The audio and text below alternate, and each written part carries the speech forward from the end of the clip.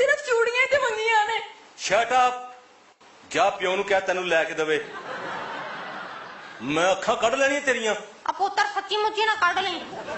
हुण वेखदी की आ, तेरी मां ने अज तक ईद ते कदी सेवियां भी घलियां ने?